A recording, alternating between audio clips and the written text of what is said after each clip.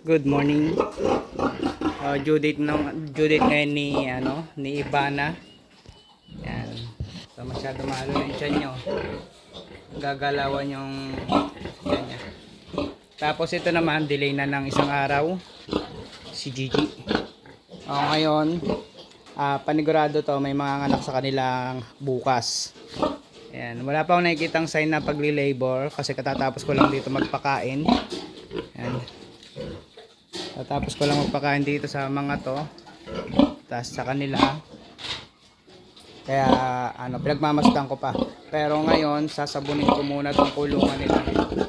Sasabunin ko tapos linisan ko muna lahat bago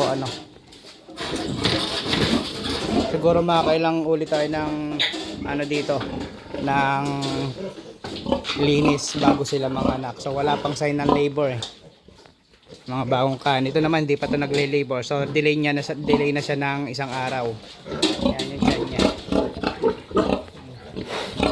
Ito naman yung 11 days old na piglet natin. Yan.